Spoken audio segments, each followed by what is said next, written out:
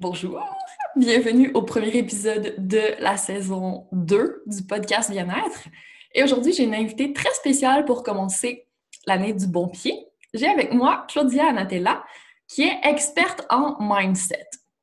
C'est une coach, donc qui coach les entrepreneurs du bien-être, mais aussi un peu plus large que ça maintenant aussi. Hein? C'est ça. Oui. Et j'ai eu la chance d'être coachée par elle l'année dernière, donc en 2020. Et j'ai découvert que notre mental, c'est vraiment quelque chose qui peut nous bloquer énormément. Et ça tombe bien, c'est justement la spécialité de Claudia, de nous apprendre comment ne pas laisser notre mindset, notre façon de penser nous bloquer. Donc, là, si tu es comme la majorité des gens, tu viens probablement de faire tes résolutions pour l'année et vient le temps de les mettre en application. Et c'est souvent là que ça casse un petit peu. Donc, si jamais tu es en train de te dire « OK, je vais atteindre tel objectif, mais je ne sais pas comment », qu'est-ce qu'on fait, Claudia, pour remédier à ça? Alors déjà, merci pour m'inviter. Bonjour à tous. Effectivement, comme tu l'as dit, notre façon de penser impacte énormément nos résultats. Donc, lorsqu'on est capable de devenir conscient, d'observer tous les pensées qu'on a vis-à-vis d'un objectif, vis-à-vis de nous, on peut agir énormément sur comment arriver à le réaliser. Je vois généralement que quand on se fixe un objectif, ce qui bloque le plus, c'est vraiment le temps, l'illusion du temps. C'est aussi la procrastination, que c'est un peu lié à toute cette idée de est-ce que j'en suis capable, etc. Et l'attente qu'on a vers l'objectif. Donc, plus on a d'attente vers le fait d'atteindre cet objectif, plus on risque de s'y attacher trop et donc de ne pas le mener à terme. Parce qu'on a peur de l'échec? Ouais, exactement. Cette attente-là, elle est due à la peur de ne pas réussir. Et l'erreur que je vois souvent, c'est aussi cette peur d'être déçu. Donc, si j'échoue, je suis déçue. Donc, pour me prévenir de ressentir cette émotion négative, ce que j'ai fait, c'est que je m'empêche de rentrer dans les émotions et dans les pensées qui me servent vraiment pour pouvoir l'atteindre. C'est comment dire, je ne vais pas trop m'exciter, hein, je ne vais pas trop m'emballer, je ne vais pas trop y croire, parce que si je crois trop et que je suis toute excitée aujourd'hui, et peut-être que demain je n'y arrive pas, le coup, ça peut être très fort. Donc, les gens, notre cerveau, notre mental, il nous fait croire que c'est beaucoup plus raisonnable de ne pas trop s'emballer plutôt qu'y mettre toute l'énergie et toutes les possibilités de notre côté. C'est comment dire, j'ai prévoit que pour pouvoir l'atteindre, il faudrait faire ça, et que peut-être on fait 1 plus 1. Donc, mais ça mène à l'auto-sabotage, en fait. On n'essaie même pas vraiment parce que au fond de nous, il y a quelque chose qui bloque, mais ce qui est vraiment compliqué, c'est qu'on s'en rend pas toujours compte de ce truc qui bloque, justement. Non, tout à fait. Donc, c'est comme si on s'est dit, je décide de vivre une vie des possibilités. Je décide d'incarner aujourd'hui ces possibilités de l'avenir plutôt que vivre une vie des probabilités. Donc, puisque c'est probable que si je ne l'ai pas fait l'année dernière, c'est difficile que je le fasse cette année, les probabilités que j'échoue sont ça. Alors, ce que je fais, c'est que je me dis, OK, voilà, puisque je n'y crois pas trop, j'y mets vraiment pas le 100%. Alors que si on vit des possibilités, oui, mais c'est possible. C'est possible. Et parfois, notre mental, il veut se dire, oui, ok, c'est possible, mais dis-moi comment. Tu vois, on part pour le comment. La petite voix dans notre tête qui est toujours là pour nous ramener à l'ordre. Mais c'est drôle parce qu'en fait, le mental, il essaie juste de nous protéger, mais finalement, il nous nuit. Donc, il faut trouver le moyen de passer outre. Oui. C'est un système de notre cerveau, tu le dis bien, il est là pour nous protéger en réalité. Par contre, avec ce mécanisme qui vient vraiment de loin, vient de quand on vivait dans les cavernes, on échappait des lions, ça vient vraiment comme un système de protection et de survie, mais que si on n'est pas consciente qu'il est là et on ne le contrôle pas, on dirige notre vie un peu en pilote automatique. Donc, du moment dans lequel on se rend compte de ce qu'on est en train de faire, on a aussi la possibilité de changer. Donc, attends une seconde. Est-ce que je préfère manger le gâteau au chocolat que j'ai en face de moi parce qu'il me procure un plaisir tout de suite, ou j'ai en tête mon objectif de perdre du poids, avoir le corps que je veux, et du coup, je garde ce plaisir à long terme. Et c'est tout un apprentissage de, OK, pourquoi est-ce que je suis poussée à manger le gâteau, même si je sais que c'est pas bon pour moi. Et là, c'est toute une question d'écouter ses émotions, regarder les pensées. Donc, quand on arrive vraiment à faire ce travail, aller vers les objectifs, c'est beaucoup plus simple. Je veux dire, on a beaucoup plus de chances de réussir que si on se fait guider par cette partie primitive de notre cerveau. Oui, effectivement. Donc, comment tu conseilles de faire l'observation? Est-ce qu'il faut écrire? Est-ce qu'il faut parler avec quelqu'un? Comment on fait? En fait, il y a un exercice que tu connais très, très, très bien, que je fais faire souvent, et celui du modèle. Le modèle nous dit que toutes les circonstances sont toujours neutres. Donc, ce sont nos pensées qui créent la réalité vis-à-vis des circonstances. Nos pensées créent nos émotions dirigent nos actions et nos actions créent nos résultats. Quand on sait ça, ce qui est important, c'est de commencer à observer nos pensées. Donc, on pourrait très bien faire un exercice qui est le suivant. J'écris en grand sur une page mon objectif et là, je vais regarder toutes les pensées, toutes les croyances que j'ai et qui m'empêchent du coup de pouvoir l'atteindre. Imaginons que je commence à me dire oui, mais il me faudra du temps, il me faudra des ressources, et puis je ne sais pas si je suis capable, et puis plein de croyances. Magnifique. Une fois qu'on a vu ce qu'on croit vrai à propos de cet objectif, à ce moment-là, ce qu'on peut faire, c'est qu'on va décider croire vrai. Parce qu'on sait que si moi je ne crois pas de pouvoir le faire, les émotions que je vais ressentir, c'est la pression, la frustration, le doute, l'insécurité. Et toutes ces émotions-là, quelles actions dirigent? Des actions qui ne sont pas vraiment des actions puissantes et qui, du coup, nous mènent vers l'objectif. Mais si changeons la pensée et on va utiliser des pensées qui sont, par exemple, mais oui, bien sûr que je peux le faire. Je vais utiliser ça. Et ça va être génial. À ce moment-là, du coup, cette pensée-là crée une nouvelle émotion, beaucoup plus puissante, une émotion de confiance, imaginons. Et cette émotion de confiance va nous diriger vers des actions beaucoup plus puissantes. Donc, je vais arriver à atteindre ces résultats-là. Puis, est-ce qu'on peut prévoir un peu ce qui va nous bloquer? Tu sais, quand on pose nos objectifs, on s'en doute déjà un peu ce que notre cerveau va nous dire pour essayer de nous protéger. Est-ce qu'on peut se faire comme une liste pour contrer dès le départ?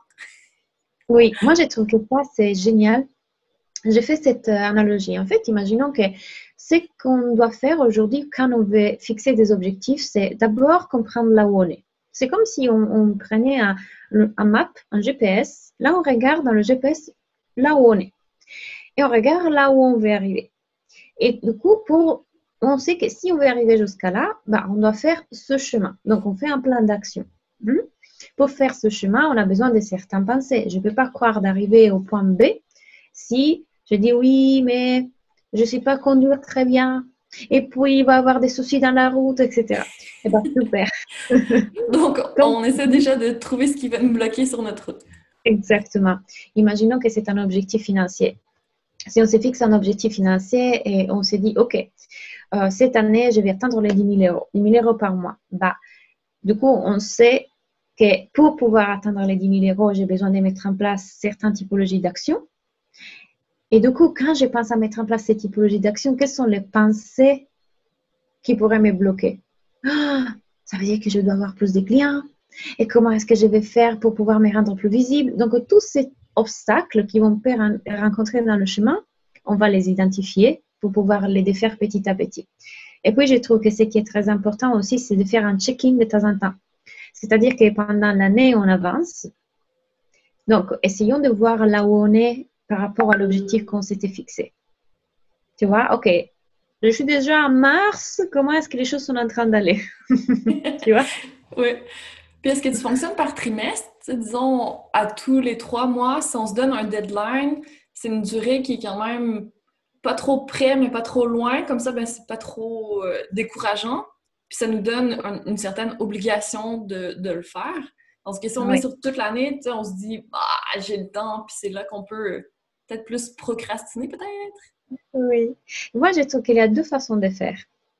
Une façon de faire dans laquelle, oui, effectivement, on se met un timing, mais moi, je m'y attache jamais trop à ce timing. C'est pour moi plutôt, c'est comme si je me dis, si j'arrive à le faire pour ces dates-là, c'est génial et je vais mettre en place tout ce qu'il faut pour pouvoir l'atteindre à ces dates-là, mais je ne me mets plus des dates fixes, ou en tout cas, je me dis, OK, je dois le faire pour le 3, parce que le temps n'existe pas.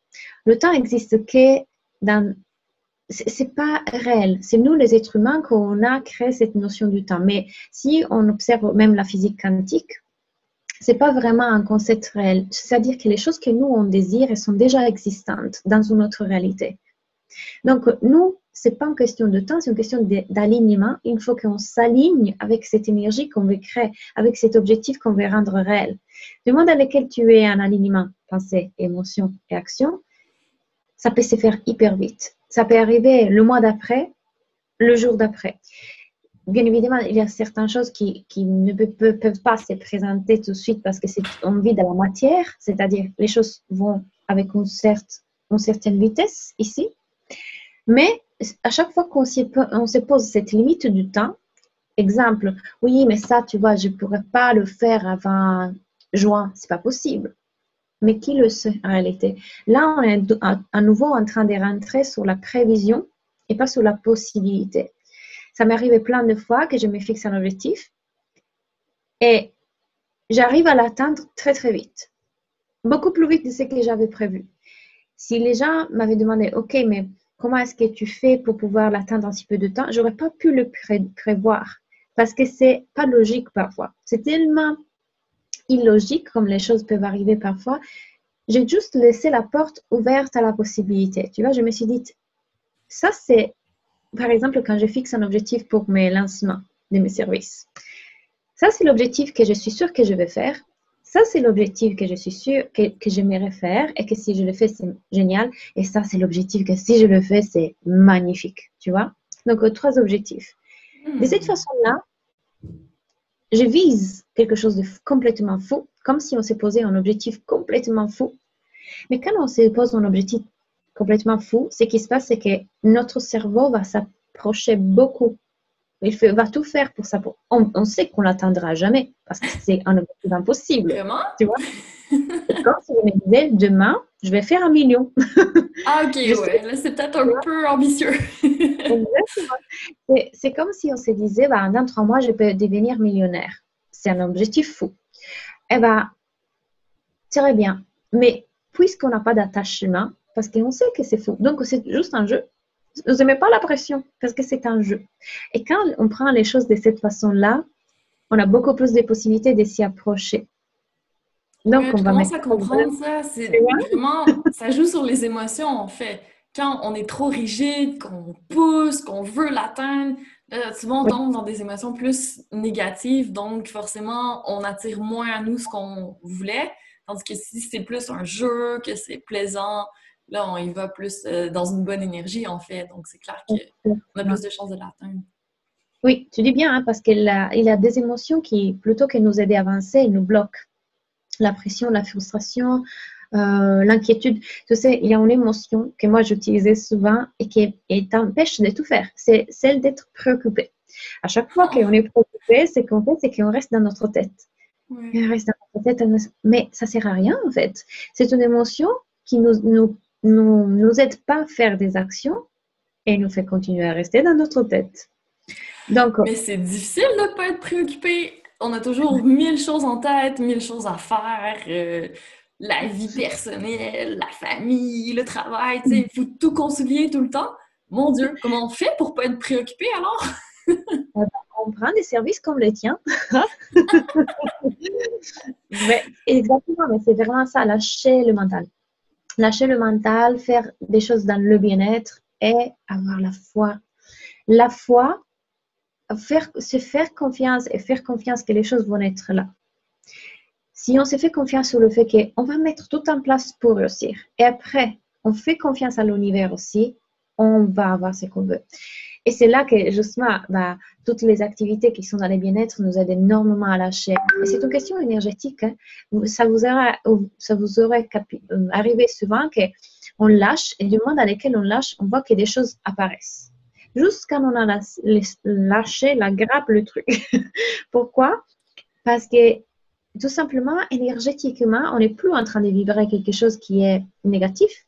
Donc, plutôt qu'attirer, c'est quelque chose qui est négatif, ben, on est en train de vibrer quelque chose de positif. Expliqué en d'autres mots, si nos émotions créent nos résultats, nos pensées, nos émotions créent nos résultats, on doit commencer à utiliser les émotions qu'on ressent lorsque le résultat est déjà là, c'est-à-dire nos émotions de l'avenir.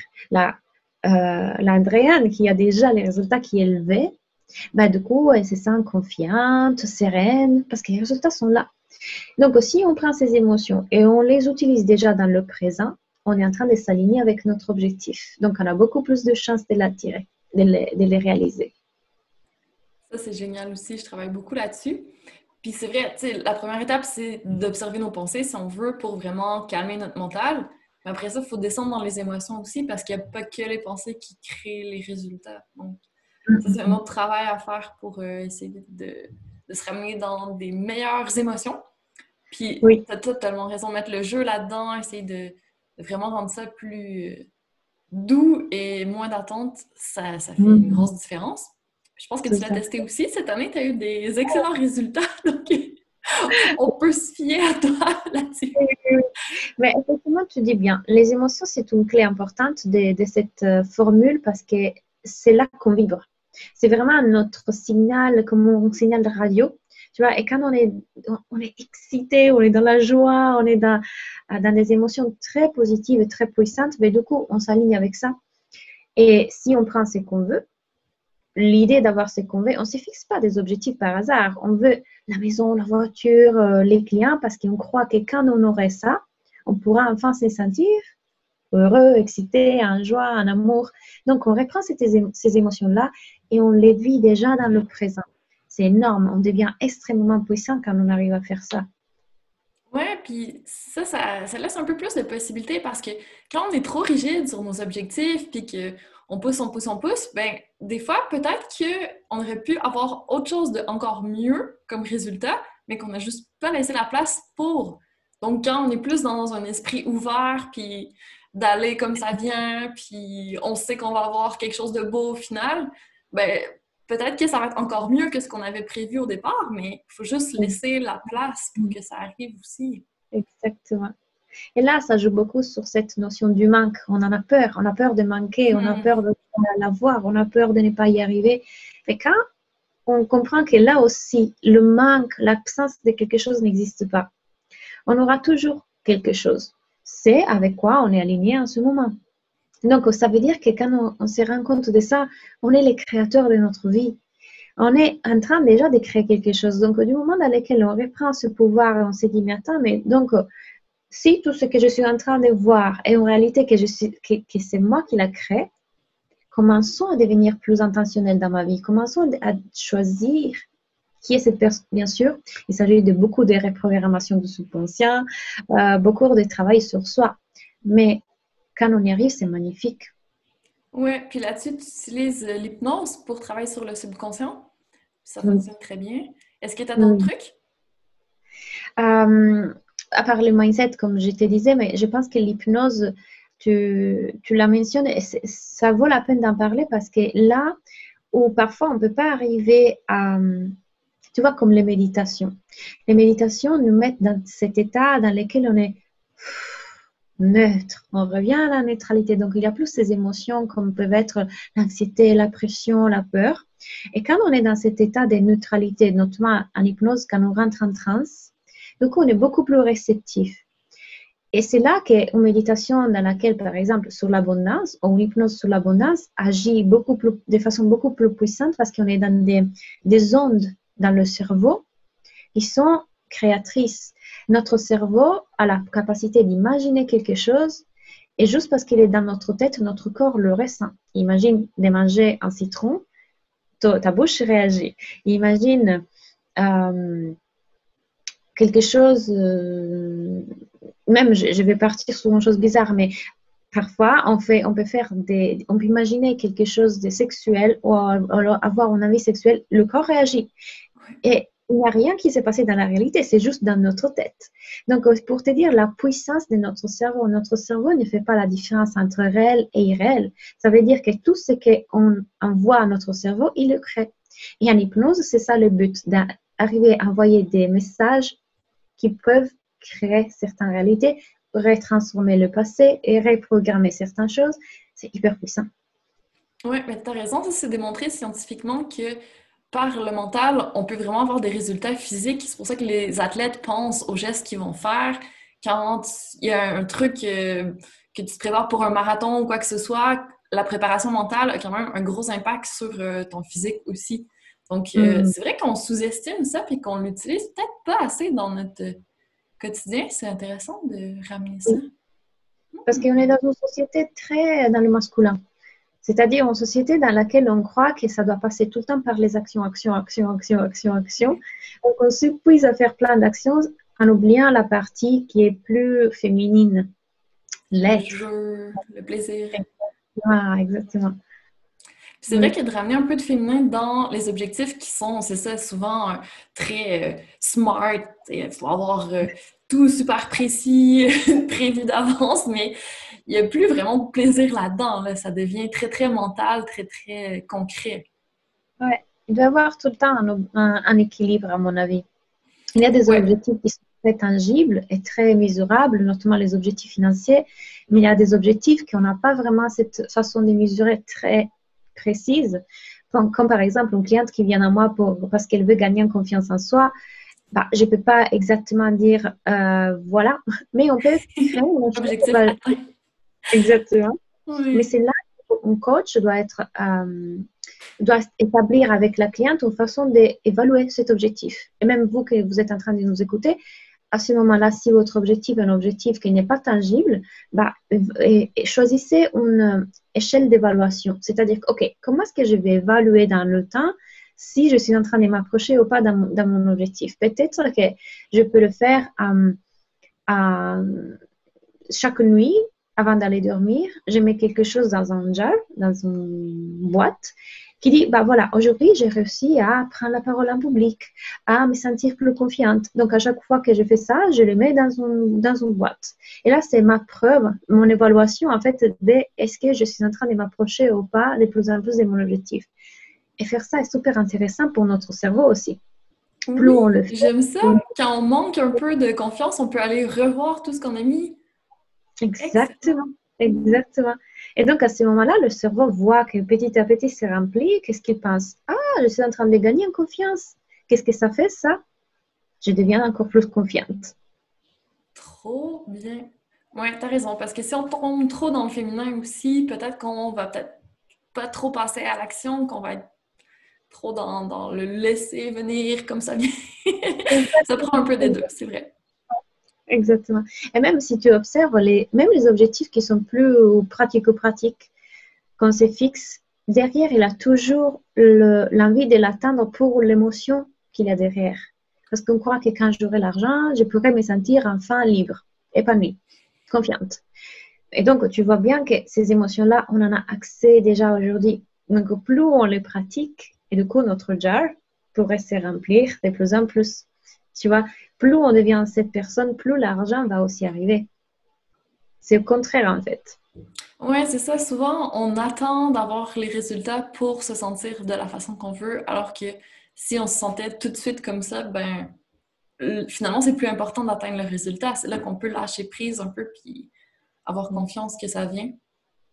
Exactement. J'aime beaucoup comme tu l'as paraphrasé. Exactement. Exactement.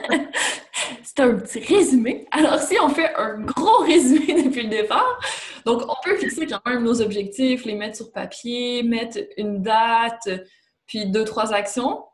Puis après ça, ben, quand on passe à l'action, on se met vraiment dans une énergie de plaisir, on essaie d'avoir du plaisir, d'être dans la joie, l'abondance. Puis là, après, on lâche prise, on sait que ça s'en vient. Puis normalement, si tout va bien, ça va arriver. Oui.